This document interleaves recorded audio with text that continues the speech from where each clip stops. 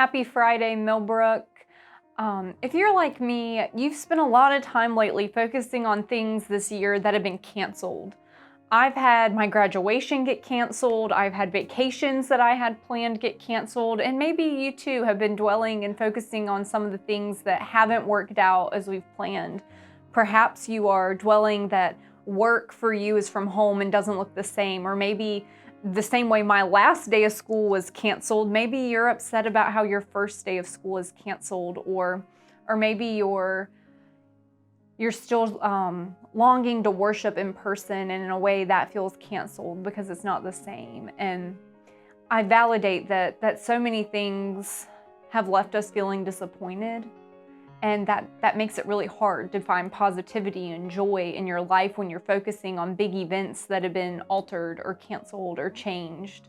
I've had friends who've had to cancel or postpone their weddings, and it's never easy.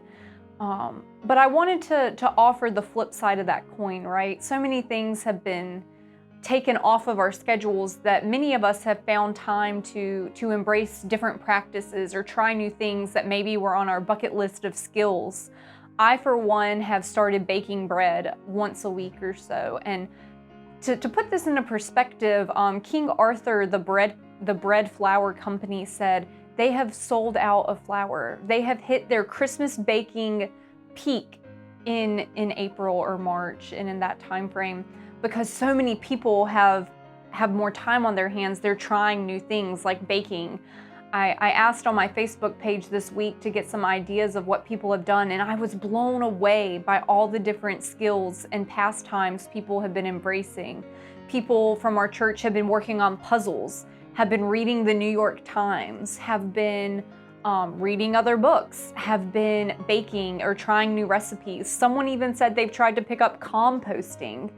What a joy that this season has brought us, that we can find interest and rest in new ways. What different practices have you taken on and that bring you joy? And I encourage you to think of some new things that you can try, or some old things that you want to work on improving, and truly seek them with joy. I want to also just say that this is not a productivity contest. This time is not a time to be comparing ourselves to others where we say, well, that person has it all together and they have time to bake bread. If that's not what brings you joy, don't do it. Don't get upset that you're not doing it. There's no mandatory checklist of hobbies. Find something that brings you joy and try to do it once a week. I find for myself that over this time, that has given me new life, has reconnected me to God as a Sabbath-like practice, and has rejuvenated me to focus not only on what has been canceled, but focus on all the things that are new in my life.